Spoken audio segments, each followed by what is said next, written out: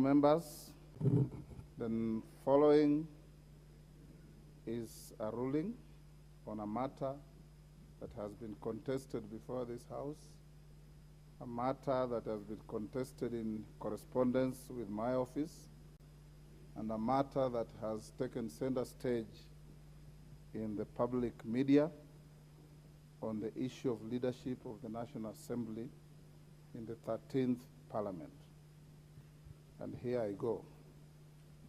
Honorable members, you will recall that during the afternoon sitting of Tuesday, 4th October 2022, I did inform the House that a question had arisen on the manner of constituting the House Business Committee, especially with regard to the membership reserved for the leaders and the whips of the majority party and the minority party, respectively. In guiding the House on the business to be transacted before the establishment of the House Business Committee and the manner in which the business would be moved, I did indicate that a question had arisen as to who the bona fide leader of the majority party in the House is. I proceeded to allow the House to address me on this matter and gave priority to the designated party leaders and whips of the Kenya Kwanza Coalition and the Azimio la Umoja One Kenya Coalition political party. In the debate that ensued, the Honorable Kimani Ichung'wah tabled various coalition agreements entered into by the constituent parties of the Kenya Kwanza Coalition and deposited with the Registrar of Political Parties.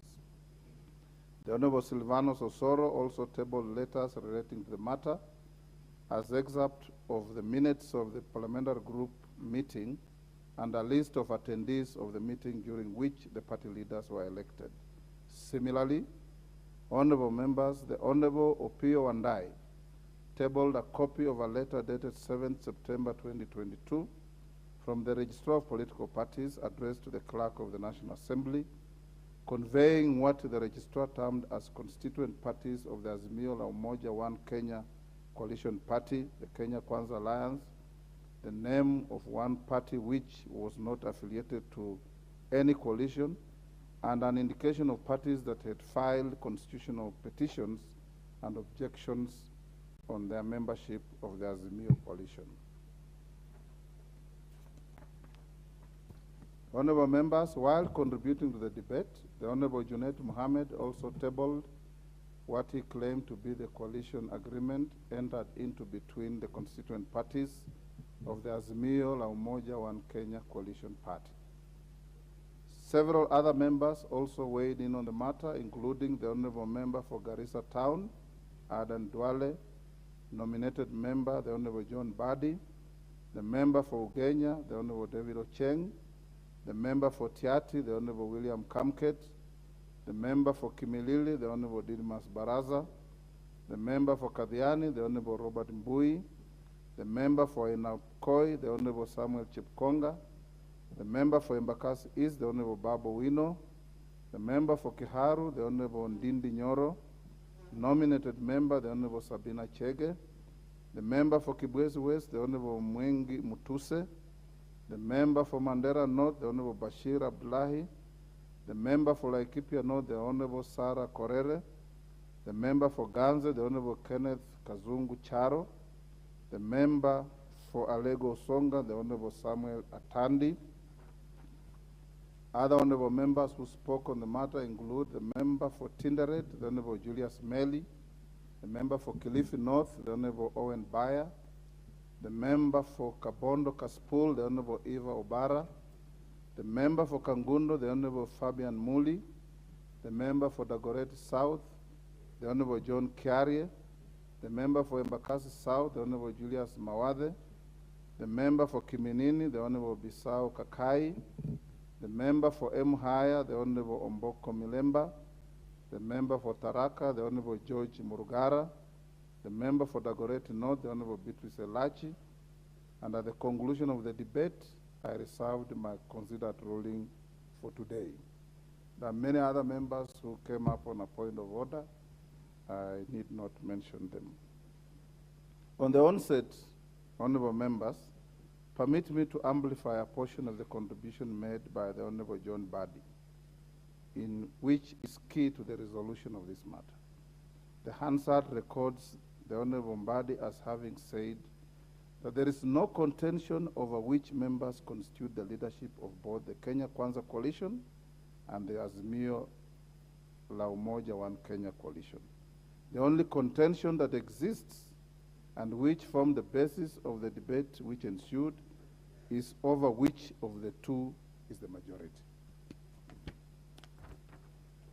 Honorable members, Article 108 of the Constitution establishes the offices of party leaders in Parliament and outlines the order of precedence to be observed in the National Assembly. The article provides as follows: there shall be a leader of the majority party and a leader of the minority party.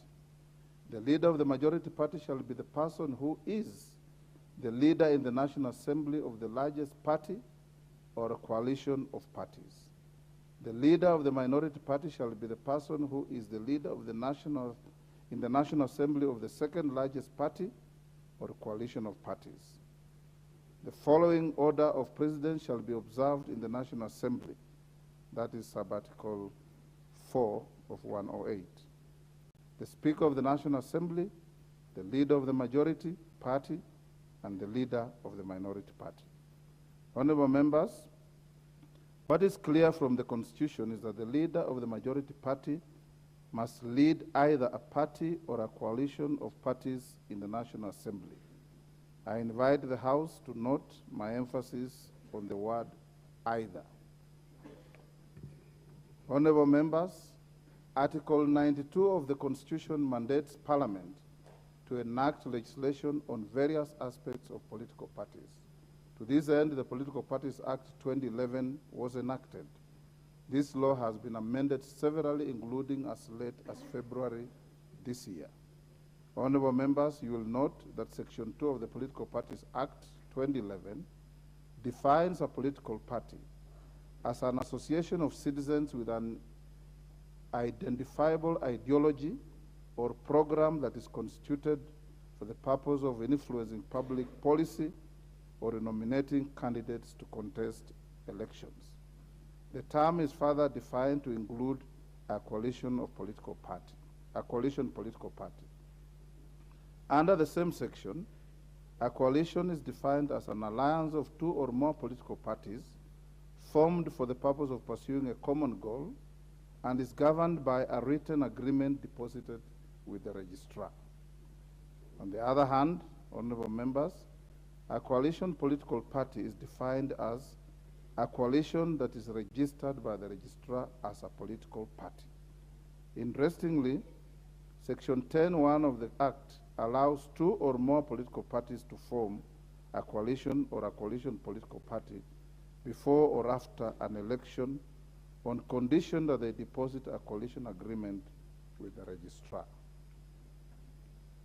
Honorable members, what I discern from these definitions of Section 10(1) of the Act is that Parliament, in its wisdom, legislated as follows: that two or more political parties may form a coalition or a coalition party and deposit a written agreement with the registrar. Further, that a coalition of two or more parties may register itself as a political party with the registrar under the Act. You will agree with me that this legislation creates a unique and puzzling scenario where a coalition, which is a conglomeration of parties, can also be treated as a political party on its own right. Honorable members, I note that in the letter that I received from the member for Suna East, the Honorable Junaid Mohammed, on this matter, he submitted names of leaders representing the Azimio la Umoja One Kenya coalition party. Curiously, in the same letter, the honorable member signed off as Secretary General of the Azimio la Umoja One Kenya coalition. This begs the question of whether Azimio la Umoja One Kenya coalition is a coalition, political party, or both. In the debate over this matter, several members argued that a coalition political party is a perfectly legal vehicle that was used in the just concluded election to allow individual and corporate membership within a coalition. In my understanding of Section 2 and Section 10 of the Political Parties Act, Parliament permitted a coalition political party to elect to assume the character of either a party or a coalition. Honorable members, in the last general election, it's evident that Azimio la Umoja One Kenya elected to behave as several political parties in certain categories of elections, and as one political party with regard to the election of the president. It's without doubt that if it were to be considered as a political party, Azimio la Umoja One Kenya coalition party has no elected member in this House today, as no member was elected under its banner.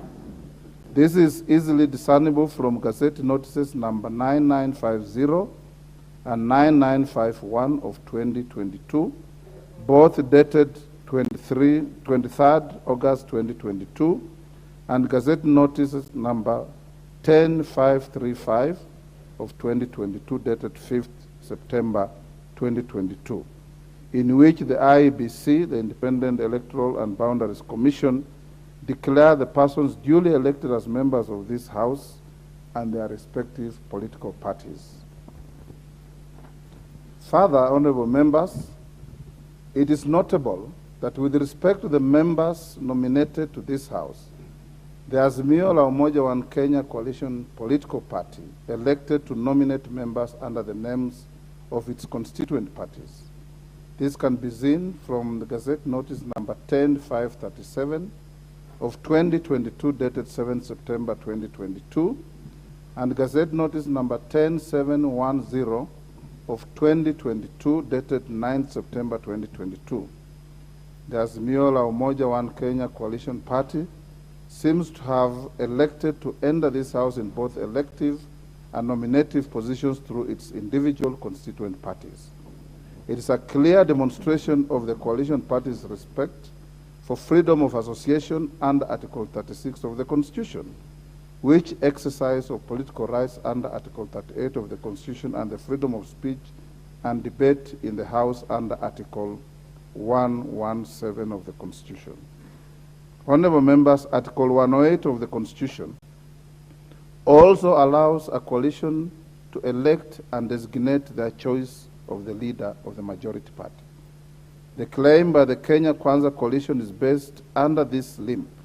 Similarly, the Azimio la Umoja One Kenya coalition political party has staked its claim to the leadership of the majority party in exercise of its second skin as a coalition.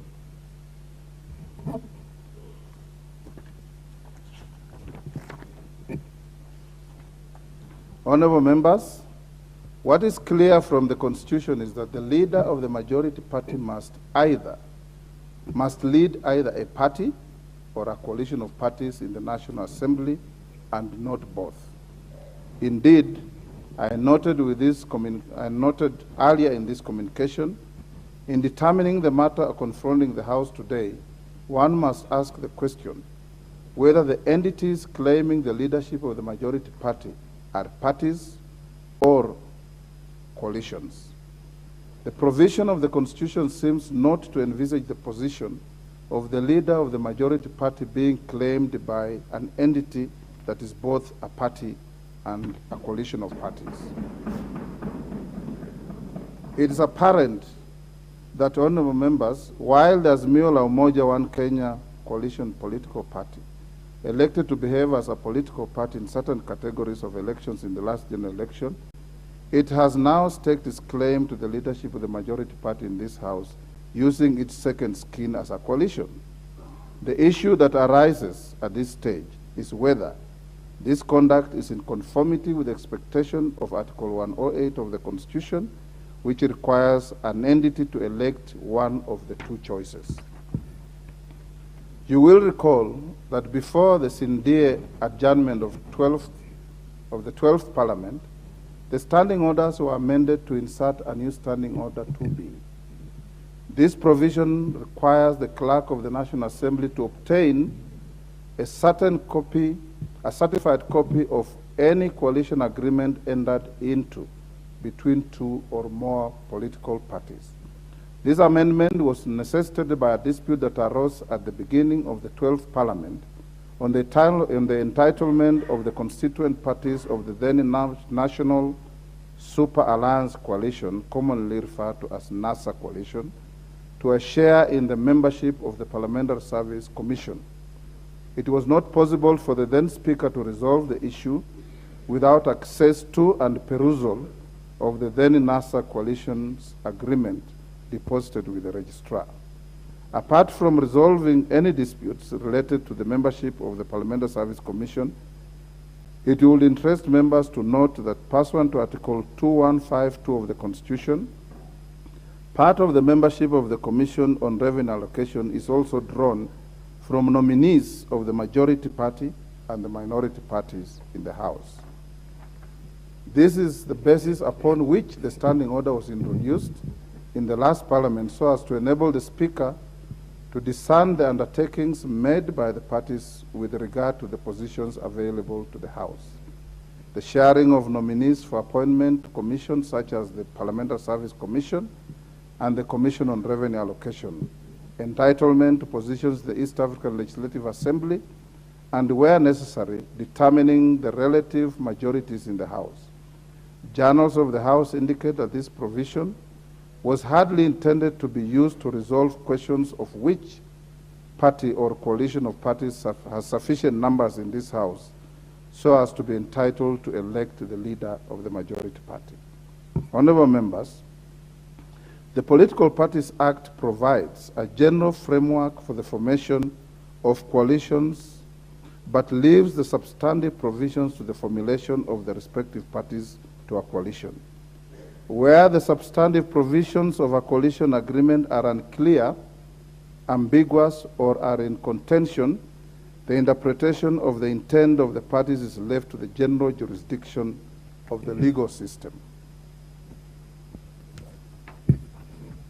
Nevertheless, honorable members, perusal of an agreement entered between the partners in a coalition would greatly assist, resolve, or forestall unnecessary disputes likely to impede the conduct of the business of the House. Indeed, upon obtaining a copy of the NASA coalition agreement, my immediate predecessor did urge that the provision of the coalition agreements to the House should become standard practice. This is what informed the introduction of new Standing Order 2B in our rules of procedure. Honorable members, with regard to the coalition agreements affecting the affairs of the 13th Parliament, the clerk did write to the Office of the Registrar of Political Parties on 2nd September 2022. In her letter, entitled Request for Information and Copies of Coalition Agreements pursuant to the National Assembly Standing Order 2B, the clerk provided the registrar with a list of parties with representation in the House at the time. The clerk sought the following from the registrar, and I quote, "Guidance on which particular political parties from the list above are in coalition arrangements, please include the date of the registration of the coalitions." 2, information on changes made to any of the coalition agreements or partnerships that are in place and the dates of the changes, if any. And 3, certified copies of the coalition arrangements entered into by any of the parties listed herein. Honorable members, in response, the registrar noted that at 21st April 2022, Azimio la Umoja One Kenya Coalition Party comprised 26 political parties, namely Jubilee Party, JP, Orange Democratic Movement, ODM, Wiper Democratic Movement, WDM, Kenya African National Union, KANU, National Rainbow Coalition, NAC, National Rainbow Coalition Kenya, NAC Kenya, Muungano Party, Maendeleo Chap Party, Democratic Action Party, DAP-K, Devolution Empowerment Party, United Party of Independent Alliance, United Democratic Movement, UDM, United Progressive Alliance, UPA, Pamoja African Alliance, PAA or PA, Kenya Union Party, KUP, United Democratic Party, UDP, Movement for Democracy and Growth, MDG, Kenya Reform Party, KRP, Chama cha Uzalendo, CCU, National Liberal Party, NLP, People's Trust Party, PTP, Ubuntu People's Forum, UPF, Party of National Unity, PNU, Labour Party of Kenya, LPK, and the Party for Growth and Prosperity. In the same letter, according to the registrar, the Kenya Kwanza Alliance comprises 15 political parties, with the UD, United Democratic Alliance, UDA, Amani Congress, National Congress, ANC, Forum for Restoration of Democracy Kenya, Ford Kenya, Chama cha Kazi, Communist Party of Kenya, CPK, the Service Party, TSP, Tuchibebe wa Kenya Party, Farmers Party, Devolution Party of Kenya, Economic Freedom Party, and the Umoja na Maendeleo Party as members of the coalition as of 3rd June 2022. Can the members take their seats?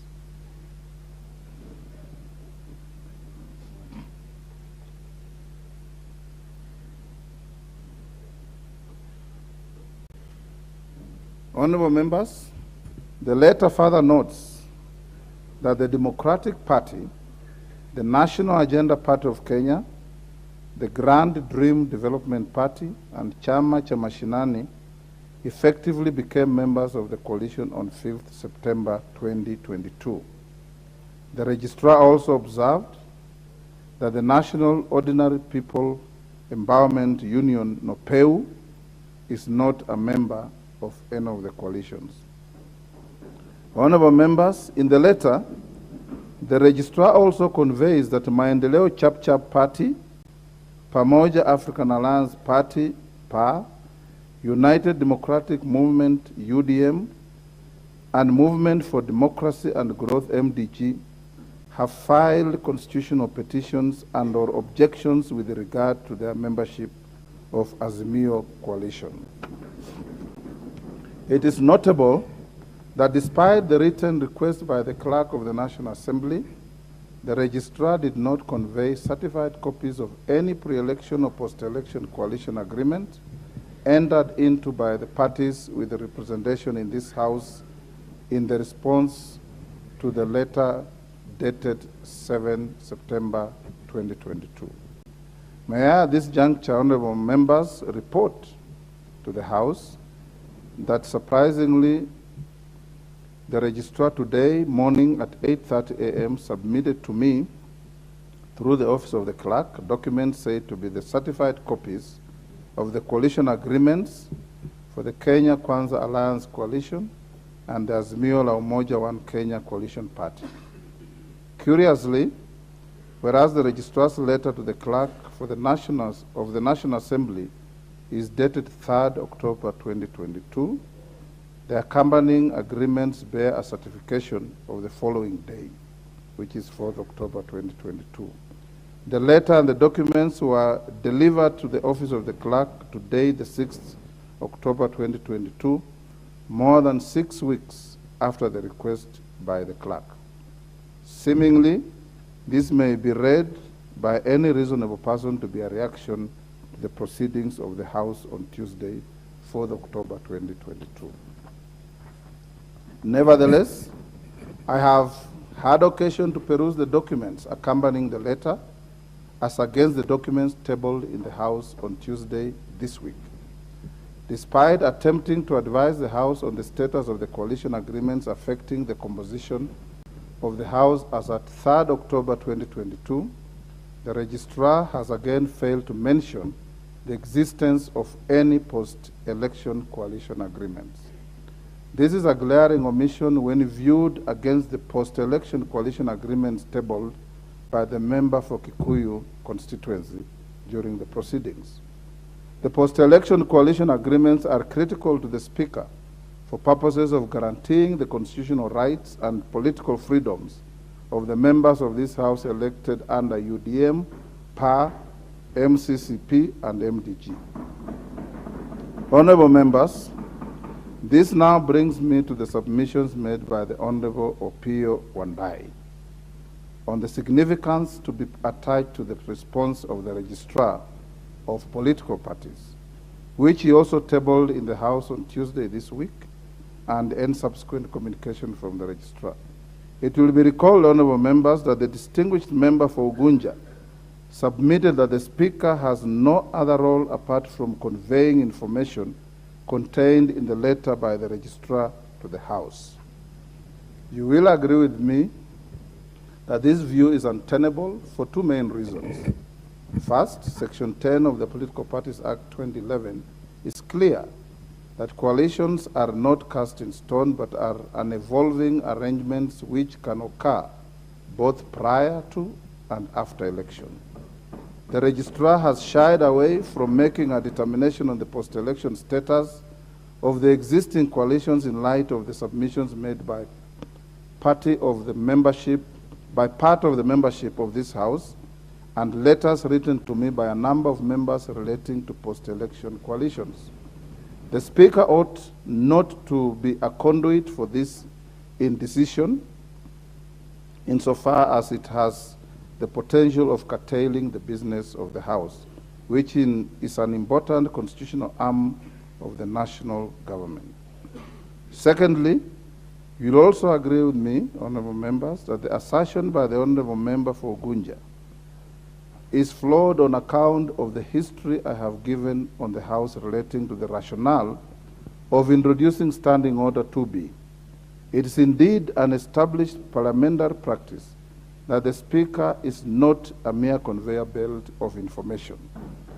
The Speaker must apply his mind to any communication or document before it is presented to the House or admitted for use in the House. This is important in order to comply with the standing orders of this House and to protect the dignity of the House. Honorable members, in the present instance, Standing Order 2B expressly requires the clerk to obtain a certified copy of any coalition agreement to assist the Speaker to ascertain the relative majorities of the House and facilitate the transaction of the business of the House. Certification of the document and determination of its veracity and admissibility is of prime importance. You will agree with me again, honorable members, that there would be chaos in this House if I was to make rulings on the basis of unauthenticated and verifiable and inadmissible documents that affect the rights of members. Honorable members, I do note that unless the Political Parties Act is amended or the House exercises its powers to call for evidence under Article 125 of the Constitution, there currently exists no express statutory obligation to the Registrar to furnish the House with the coalition agreements as contemplated under Standing Order 2B.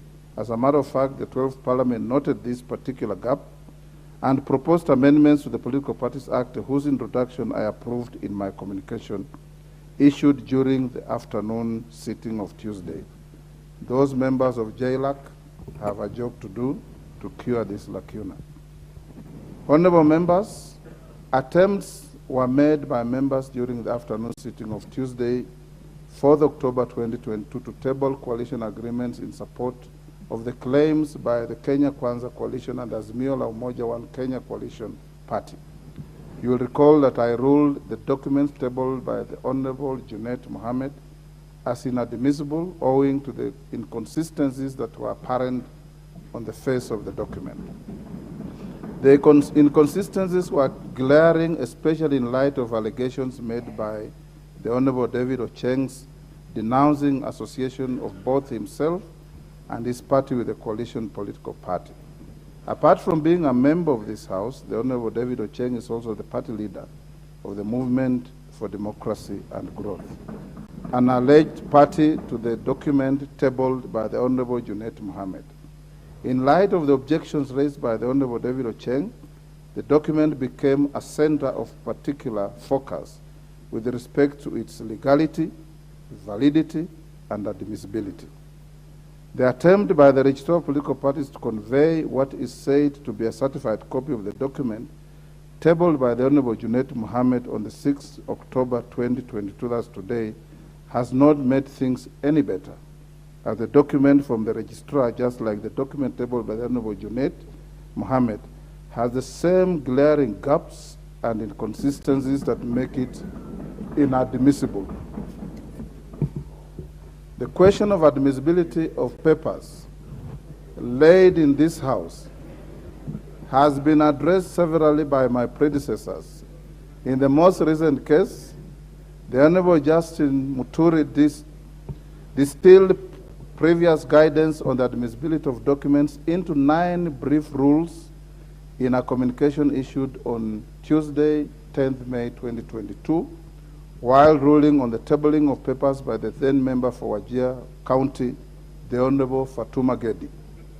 The then Speaker ruled that in assessing the admissibility and/or authenticity or otherwise of a document tabled in the House, the Speaker ought to examine whether the document, 1, relates to the matter for which it has been tabled, 2, is signed, and if it is a government document, by the authorized person or persons, 3, bears the emblem or logo of the institution or person from which it originated or coat of arms in the case of documents from government agencies, 4, clearly indicates the author and person to whom it is addressed, 5, discloses the origin or source of the document, 6, bears certification where a document other than the original is being tabled, 7, if electronic has been obtained from a source that does not permit alteration of content, and 8 is related to a claim made before the House or a committee or its content has a nexus with the claim. 9 is stamped and clearly indicates the person's signing of the stamp. Honorable members, can the honorable members take their seats?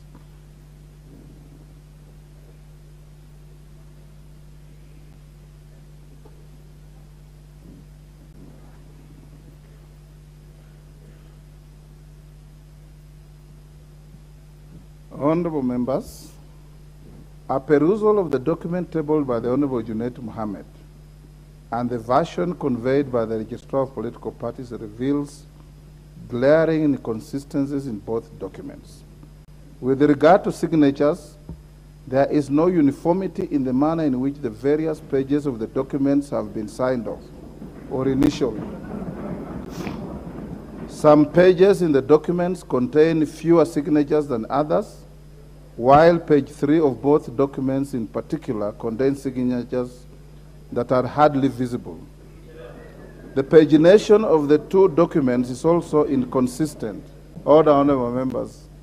The pagination of the 2 documents is also inconsistent. Page 1 to 22 bear page numbers. Several pages with signatures bear no page numbers, and a paginated page appears randomly between unpaginated pages. I'm inclined to think that these are superimpositions. Honorable members, may I at this point bring to the attention of the House that several members say to belong to the Azimio la Umoja One Kenya Coalition Party have formally written to my office to denounce the association with the party. In a letter dated 9th September 2022 and received by my office on 22nd September 2022, the member for Ugenya constituency, the Honorable David Ocheng, wrote to convey the decision of his party, the Movement for Democracy and Growth, to terminate its membership with the Azimio la Umoja One Kenya Coalition Party. In the letter, the Honorable Ocheng also noted that his party is now a member of Kenya Kwanza Coalition.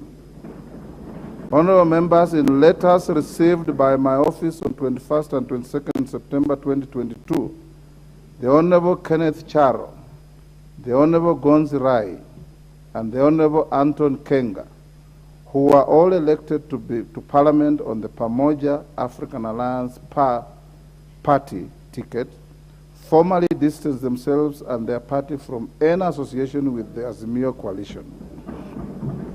The three categorically noted that their party should only be associated with the Kenya Kwanza coalition, with which it has entered into its only existing coalition agreement. Additionally, honorable members, in a letter dated 16 September 2022 and received by my office on 19 September 2022, all the 7 members of Parliament elected to the National Assembly under the United Democratic Movement UDM, namely the Honorable Major Retired Bashir Abdullahi, the Honorable Hassan Kulo, the Honorable Haro Abdul Ibrahim, the Honorable Mangale Chiforomodo, the Honorable Yusuf Aden Haji, the Honorable Joseph Lekuton, the Honorable Omulkhair Kasim, and the Honorable Suleha Harun, again distanced themselves and their party from any alleged coalition agreement with the Azimio coalition. Instead, they note in their letter that they are party to a post-election coalition agreement with the Kenya Kwanza coalition. It is their contention that their affiliation with the Kenya Kwanza coalition has seemingly been ignored by the registrar of political parties. Honorable members, it will be recalled that during the debate on this matter on Tuesday this week, the Honorable Cheng, the Honorable Kasait Kamket, the Honorable Mwengi Mutuse, the Honorable Bashir Abdullahi, and the Honorable Kenneth Charo also did raise serious concerns as to the membership of the Movement for Democracy and Growth MDG, the Kenya African National Union KANU, the Maendeleo Chapchap Party MCCP, the United Democratic Movement UDM, and the Pamoja African Alliance Party in the Azimio la Umoja One Kenya Coalition Party. At this stage, honorable members, the question that comes to my mind as your speaker is, what am I meant to do with these contentions? Honorable members, allegations were also made by a number of members on alleged coercion and duress while entering into agreements with one of the coalitions. This, all the honorable members, I have not finished what I'm saying. This, if true, is a serious affront to the democratic rights and freedoms that we enjoy as citizens of this country. As a seasoned lawmaker and a lawyer, I note that the political freedoms granted to Kenyans by the Bill of Rights must be taken very seriously in the affairs of political parties. If I were to rely on the coalition agreements tabled before this House, I would find great fault in any provision seeking to limit the political rights of members of this House. Honorable members, our Constitution is very rights-centric. In any ruling I make as your Speaker, I must be guided by the provisions of Article 3, Article 10, and Article 21 of the Constitution. These provisions require me to uphold, respect, and defend the Constitution whenever applying myself on any questions brought before me. I'm also under obligation to jealously protect the rights and freedoms guaranteed by the Constitution to all members of this House and indeed all Kenyans. You will note, honorable members, that even when making laws, all of you are enjoined under Article 24 of the Constitution to ensure that any limits you place on a right or freedom are expressly stated and that the limitation is reasonable and justifiable in an open and democratic society. Having looked at the drafting style of the Political Parties Act vis-a-vis the requirements of Article 24(2) of the Constitution, it is evident that the Political Parties Act does not manifest or declare any intent whatsoever to limit the rights guaranteed under Article 36 of the Constitution on the freedom of association, and Article 38 of the Constitution on political rights. Honorable members, political rights are not absolute. They may be limited in a manner that is consistent with the provisions of Article 24 of the Constitution. Indeed, the Political Parties Act does not engage in the substantive limitations of rights, but only deals with procedural exercise of those rights in terms of timelines. Honorable members, indeed, the architecture of the Act is that timelines are only prescribed with respect to activities that fall before the election date, which seem to be related to the management of the election calendar. There are no timelines prescribed for activities after the election date. From the provisions of the Act, it appears that a person is at liberty to join and leave political parties as long as they notify the registrar of their actions.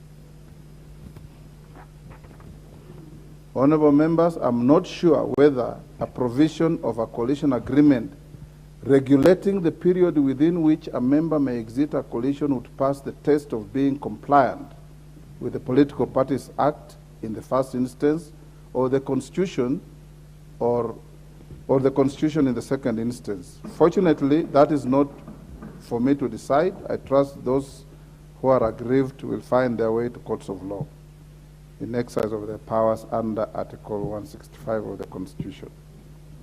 Honorable members, noting that some of the matters raised were said to be pending either in the Political Parties Disputes Tribunal or the court, I shall refrain from pronouncing myself on such. Honorable members, let me now turn to the nexus between the letter from the Registrar of Political Parties and the several Gazette notices published by the IEBC with respect to your election or nomination as members of this House.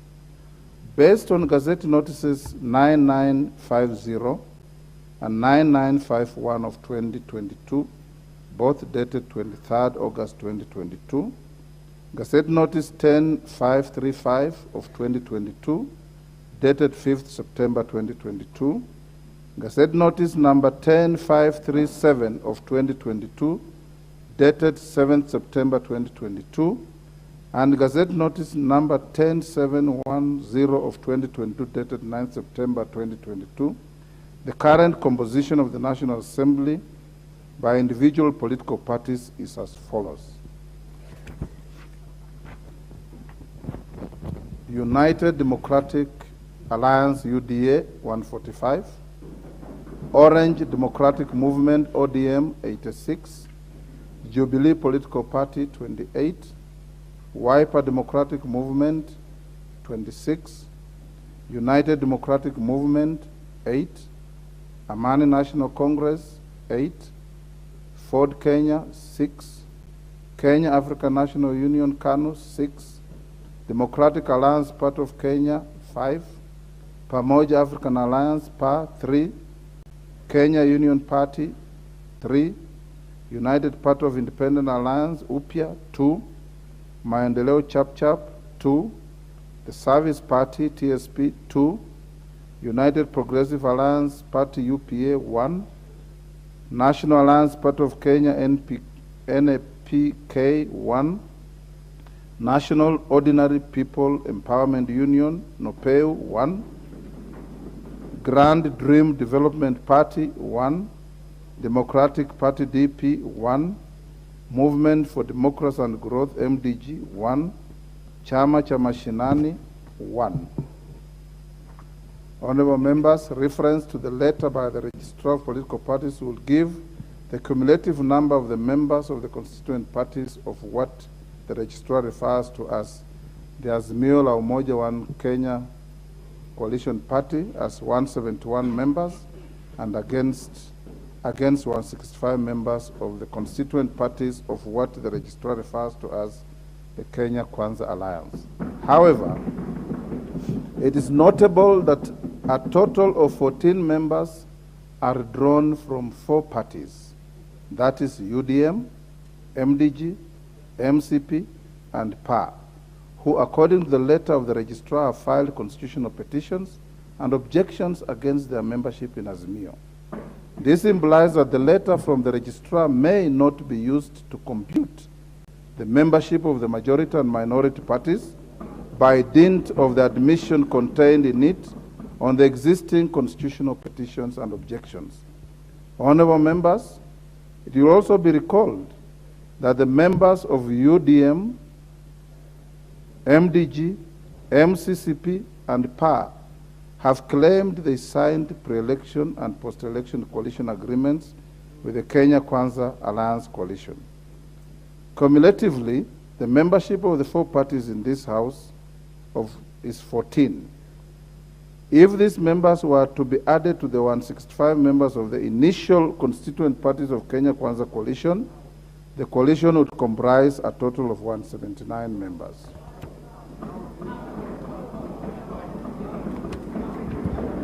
Consequently, the Azimio coalition would then, I have not finished this ruling at all.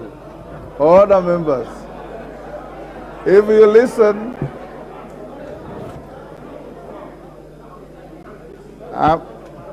I'm sure the Honorable Mbandi, you know the difference between if and when. I'm sure you know the difference between if and when. Consequently, the Azimio coalition would then comprise a total of 157 members. However, honorable members, the pending constitutional cases and objections by members of UDM, MDG, MCCP, and PA, noted by the registrar of political parties in addition to the letters sent by the members and the contentions recorded during Tuesday's sitting, have a profound bearing on the matter at hand insofar as the same relates to the business of the House. At this stage, honorable members, the House has a choice to either hold its proceedings and await the determination of matters that are before the political parties disputes tribunal or the courts, or to permit the Speaker to make a decision that facilitates this House to continue discharging its constitutional functions. In any event, all the honorable members, you will hear the Speaker in silence. In any event, members are aware that the sub judice rule is a rule that the House imposes on itself. It can never be contemplated that the House can curtail the performance of its own mandate.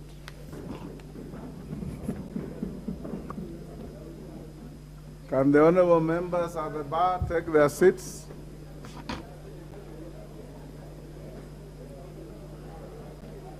Yes.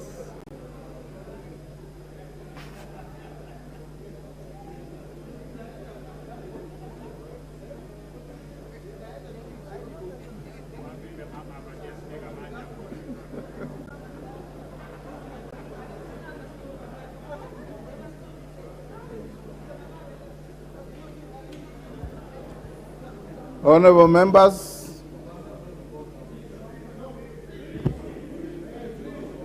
take your seats or take your walk. I've given you. Okay, honorable members, as this includes, among others, the formation of not only the House Business Committee, but also other key committees of the House, whose membership must be appointed within a prescribed timeline of 7 days, and others that are extremely critical to the functioning of this House and the national government.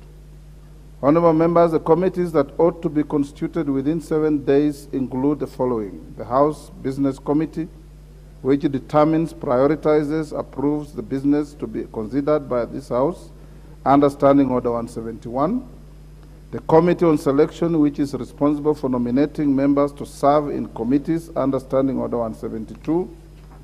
The Committee on Appointments, which is responsible for vetting of persons nominated to serve as Cabinet Secretaries under Article 152(2) of the Constitution. The Budget and Appropriations Committee, which is responsible for consideration of the budget estimates. The National Government Constituencies Development Fund Committee, which is responsible for overseeing the policy and legislative framework matters relating to NGCDF. This is especially important, noting the need for a forum to deliberate some current matters that you are all fully aware of. Honourable members, the disclosure by the registrar relating to the petitions and objections, the letters by the members of the four parties, the oral objections raised in this House, and the need to promote the continuity of the business of the House while respecting the due process of the courts of law, presents this House with a complex situation that requires balanced consideration of the intent and philosophy behind the provisions of Article 108 and Article 124 of the Constitution. Honourable members, in determining this delicate balance between the provisions that establishes the leadership positions of the House and the provisions which empowers this House to make its own rules of procedure, due regard must be given to Article 3 of the Constitution, which requires all persons to protect, defend, and uphold the Constitution, and Article 10 of the Constitution, which requires one to apply the national values and principles of governance when interpreting the Constitution. Honourable members, I note that the four parties that I mentioned cumulatively comprise 14 members. The members elected this House under the four parties have exercised their freedom of association under Article 36 of the Constitution. They have already migrated to the Kenya Kwanza Alliance both in writing and in action. The parties are already enjoying the benefits accruing from their membership of the Kenya Kwanza Coalition, based on the coalition agreements that they signed and deposited with the registrar. Indeed, honourable members, as noted earlier, the 14 members have written to me, distancing themselves and their parties from the Azimio coalition, and have called upon the Speaker to recognize their coalition agreement with Kenya Kwanza with respect to the business of this House. I also did note the verbal representation made by the 14 members during the debate on the Tuesday, the 4th of October. Honourable members, I started by noting the sentiments of the Honourable John Badi on the fact that the members comprising the leadership of Kenya Kwanza Coalition and the Azimio la Umoja One Kenya Coalition Party was not in contention. Indeed, no objection was raised during the debate on the issue of either proposing an alternative lineup or the alluding to the existence of any other coalition comprising any parties with the representation in this House. Having addressed the question of who between the Kenya Kwanza Coalition and the Azimio la Umoja One Kenya Coalition is entitled to appoint the leader of the majority party, allow me to discharge my responsibilities under Standing Order 19A4 and 24 with respect to the leadership of the House in the 13th Parliament. Honourable members, allow me now to address the House on the fate of the letters from Jeremiah Kioni before I come to that point, the Secretary General of the Jubilee Party, which I mentioned in my communication on Tuesday, 4th October. The Jubilee Party, and indeed any other parliamentary party, is at liberty to designate its party leaders and whips by dint of the provisions of Standing Order 20A, which provides for the recognition of parliamentary parties. Specifically, the Standing Order provides that a parliamentary party has the right to designate a leader and whip of the party in the House for purposes of the transaction of the business of the House. However, in parliamentary practice, the House frowns upon any purported communication emanating from strangers, especially if the matter relates to the internal organization of sections within the House. This is intended to ensure that the House only deals with persons that it can interact with and hold to account should need arise. For clarity, Standing Order 28.3 provides, and I quote, the names of the members designated as party whips shall be communicated to the Speaker in writing by the leader of the majority party on behalf of the majority party, by the leader of the minority party on behalf of the minority party, and the leader of a parliamentary party in the National Assembly in a case of a parliamentary party that is not part of the coalition forming the majority party or the minority party. In order to facilitate the transaction of the business of the House, the leader of the majority party and the leader of the minority party are required to forward to me the names of members who shall sit in the 5 critical committees that I mentioned earlier. Honorable members, Standing Order 1711F provides that apart from the House leadership, the House Business Committee consists of 9 other members nominated by the parliamentary parties, reflecting the relative majorities and taking into consideration the interests of parties other than parliamentary parties and independents. Furthermore, honorable members, Standing Order 1711C provides that besides the House leadership, the Committee on Selection consists of not less than 11 and not more than 21 members nominated by the parliamentary parties, reflecting the relative majorities and taking into consideration the interests of parties other than parliamentary parties and independents. Standing Order 2041 provides that apart from the leadership of the House, Committee on Appointments consists of not more than 15 other members nominated by the House Business Committee on the basis of proportional party membership, taking into account consideration the numerical strength of the parties and interests of independents. Honorable members, upon formation of the committees on selection, I will be asking the party leadership to nominate members for appointment to the rest of the committees within particular priority to the Budget and Appropriations Committee and the National Government Constituency Development Fund Committee. It is imperative that in nominating the members of the committees, majority and minority leaders should, as much as possible, take into account and consideration the gender representation, the need for national balance, and the interests of parties other than parliamentary parties, and indeed the independents. As to the completeness of the membership of the aforementioned committees, you will note that I have reserved some slots for independent members in each of the 3 committees whose nomination ratios I have specified. This is to ensure adherence to the standing orders, which require the recognition of the various shades of opinion represented in the House. As my predecessor noted in the 12th Parliament, the Speaker should protect the independent members and small parties in the nomination to and discharge from committees. Honorable members, in summary, therefore, my considered determination on the matter raised is as follows. 1. Alleged coercion. That the consideration of the various allegations of coercion and duress at the time of entering into coalition agreements and an appropriate remedy for the same lies outside the authority of this House. 2. The place of members of UDM, PA, MCCP, and MDG. That in my considered opinion, it would be imprudent to treat the 14 members elected to the House under the UDM, Pamoja African Alliance, Maendeleo Chap, and the Movement for Democracy and Growth, MDG, as part of a coalition that they have expressly distanced themselves from and their parties. I am therefore persuaded that the 14 members and their parties are part of the Kenya Kwanza coalition.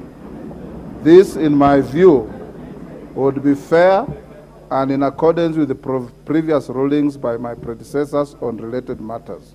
3, that with the 14 members, the membership of the Kenya Kwanza coalition stands at 179 members, while the membership of the Azimio la Umoja One Kenya coalition party stands at 157 members.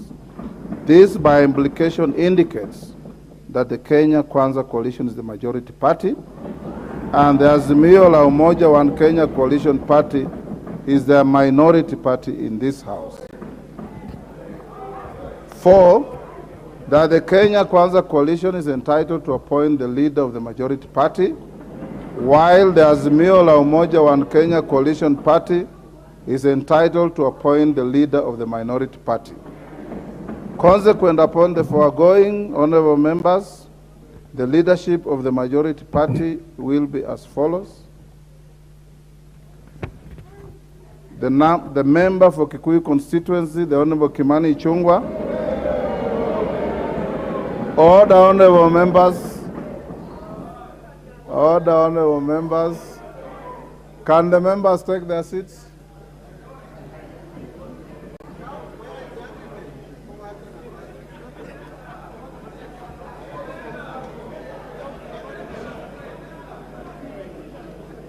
The member for Kilifi North, the Honorable Owen Baya, is the Deputy Leader of the Majority Party. The member for South Mugirango, the Honorable Silvanos Osoro, is the Majority Party Whip. The member for Marsabit County, the Honorable Naomi Jilo Wako, is the Deputy Majority Whip. Leadership of the Minority Party. That with regard to the Minority Party, the member for Ugunja, the Honorable Pio Wandai, is the Leader of the Minority Party. The member for Kadiani, the Honorable Robert Mbui, is the Deputy Leader of the Minority Party. The member for Suna East, the Honorable Junet Muhammad, is the Minority Party Whip. And the nominated member, the Honorable Sabina Chege, is the Deputy Minority Whip. The letters from the Secretary General of the Jubilee Party, I have already touched on those and we need not bother about them. That with respect to the House Business Committee, the Leader of the Majority Party, the Honorable Kimani Ichung'wah, and the Leader of the Minority Party, the Honorable Pio Wandai, are directed to submit not more than 4 members each to my office latest by 10 a.m. on Tuesday, 11th October 2022. That with respect to the composition of the Committee on Selection, the Leader of the Majority Party and the Leader of the Minority Party are to submit 10 members and 9 members respectively to my office by the same date. That composition of the Committee on Appointments, that with respect to the composition of the Committee on Appointments, the Leader of the Majority Party, the Honorable Kimani Ichung'wah, MP, and the Leader of the Minority Party, the Honorable Pio Wandai, MP, are to submit not more than 7 members each to my office latest 10 a.m. on Tuesday, 11th October 2022. That upon receipt of the names of the members of the House Business Committee, the clerk is hereby directed to cause the list to be published in the order paper on Tuesday, 11th October 2022. The clerk is also directed to ensure that the names of the members to serve in the Committee on Selection and the Committee on Appointments are presented to the House Business Committee when the committee sits on Tuesday, 11th October 2022. That while it will be construed in the interim that the Minority Party has designated its leadership, the Leader of the Minority Party, the Honorable Pio Wandai, MP, is hereby required to regularize the designation of the Whip and the Deputy Whip of the Minority Party according with the requirements of Standing Order 20A3. Remember, previously we were notified by the Honorable Junet. It's actually now the Honorable Wandai to notify the leadership and the Speaker on who your whips are. That with respect to any member belonging to any party other than a parliamentary party, as your Speaker, I will endeavor to ensure the power afforded to me by Standing Order 174(2)B is upheld. I will not accept or approve any list of committee membership that does not take into account the interests of independent members and parties other than parliamentary parties, the ones we commonly refer to as small parties. That pursuant to Standing Order 259, the marked seats in the front row of the chamber to my right and to my left are reserved for the persons occupying the offices of leadership of the Majority Party and the leadership of the Minority Party, respectively. That in accordance with Article 108 of the Constitution, the Parliamentary Service Act 209 and Standing Order 19, the Clerk of the National Assembly is hereby directed to take the necessary measures to facilitate the leadership of the House that has been appointed to move into their respective offices and access all other entitlements relating to their offices as has been approved by the Salaries and Remuneration Commission and the Parliamentary Service Commission. In conclusion, honorable members, Today's guidance has been informed by my solemn duty to facilitate the continuity of the business of this House. The House will be at a standstill without a clear guidance on the leadership of the House. It is so directed. We now go back to the debate on the presidential address.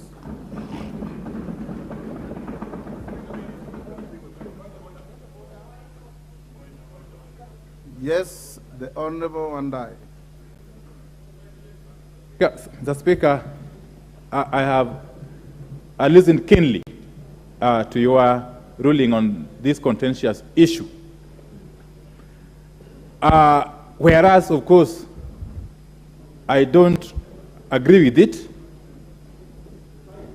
I would wish to acknowledge the fact that this House operates in a quasi-judicial manner. And therefore, in line with the rules of natural justice, tenets of democracy, and established jurisprudence, I would wish to give notice that we shall be moving, Mr. Speaker, shall be moving you to review your decision.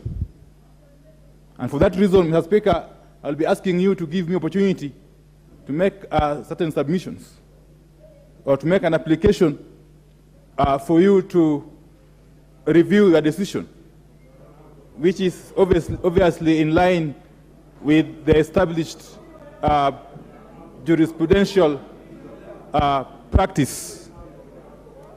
I will be again asking you to direct the clerk to facilitate my coalition with the certified copies of your ruling, if possible, by close of business today. Mr. Speaker, I say this with tremendous respect to your office and to the institution of Parliament. Mr. Speaker, it's important for us to establish a culture of openness, transparency, and indeed to work consciously towards entrenching democracy and the rule of law. So I will be asking you, Mr. Speaker, to allow me to make that application formally at the earliest possible opportunity. Mr. Speaker, I'm seeking leave. Order, honorable members. Honorable members, in the tradition of the House and our standing orders and practice, once the Speaker makes a ruling such as the one I have made, is not subject to debate, it is not appealable, and it stands as it is. I want to take the opportunity, the Honorable Wandai and all members of the House, to salute you and thank you for the decorum that you have exhibited through the close to 1 hour that I delivered the ruling. I want to encourage the House that a decision has been made. Let the chips lie where they fell. Take up your offices. Carry out a robust and vibrant oversight of the government, and make sure that public resources from taxpayers are put to good use. Audit them vigorously, and make sure that you do everything possible within the law to ensure that we have a responsible parliament with both sides being responsive to the needs of the people of Kenya. There will be no further debate on this matter. You know the rules. You are all very senior members, honorable members, and the new colleagues who have come in want to learn from you, and don't give them misdirections on procedure. I want now to go to the next order that we had abandoned, to take the ruling, and I'll give the floor to the Honorable Member Abdikader Mohamud of Lagdera. On the same matter? The same Order, honorable member. Order, honorable Junet. Order, honorable members. Honorable Junet. Order, honorable Junet. I have given direction. The ruling of the chair is a public document. It will be on the parliamentary website. You can get it in the course of the evening or tomorrow, depending on what the clerks will do. And you can analyze it, you can critique it, you can do many things about it except debating it on the floor of this house.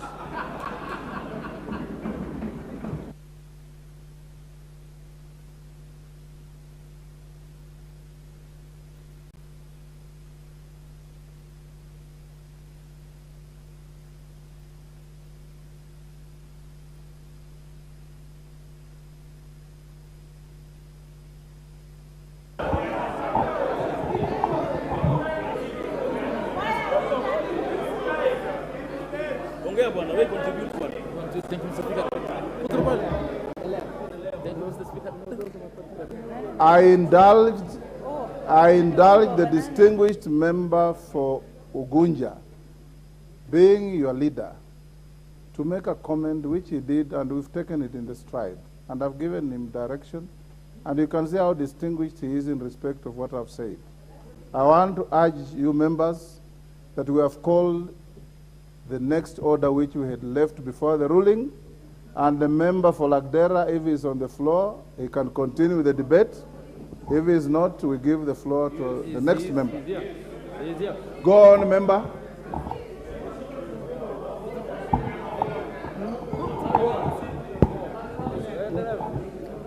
Thank you, Mr. Speaker.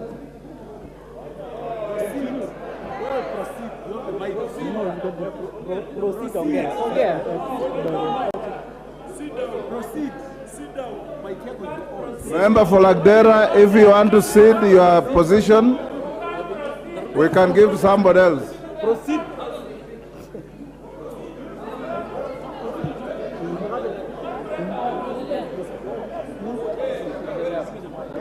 Right now. Thank you.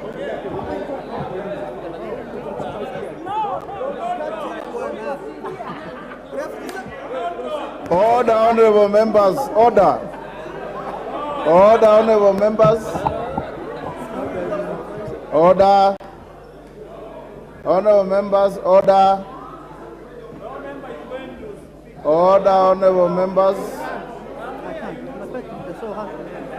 The member for Lagdera, you will forfeit your position if you don't want to speak.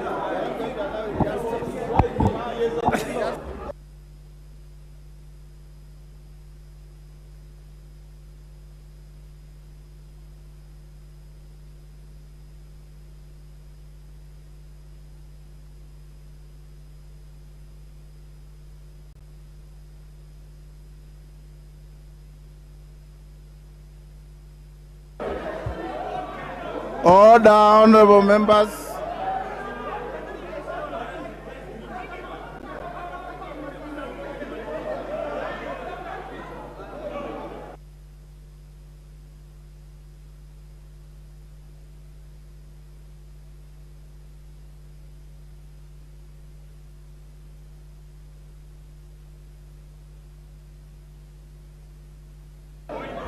Order, honorable members. Order. Order, honorable members. Yes. Yes. Order, honorable members.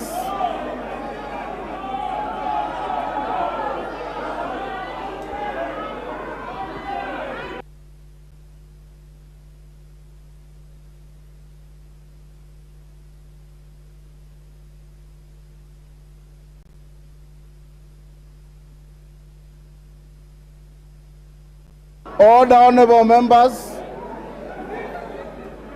Order, honorable members.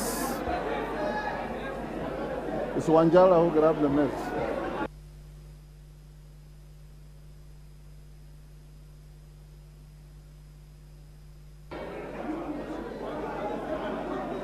Order, honorable members. Order, honorable members.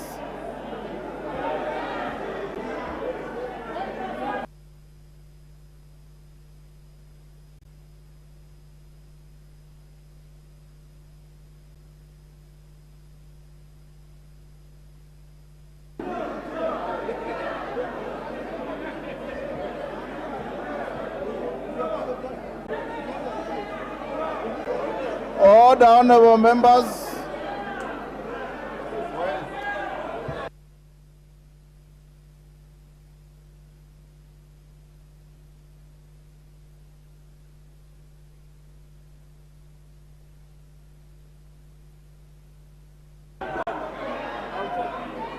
Order, honorable members. Order. Give me for Tuesday.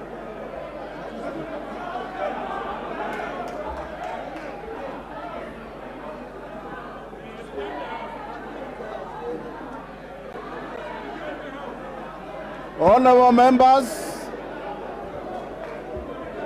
order, honorable members, this House will stand adjourned until Tuesday. Order.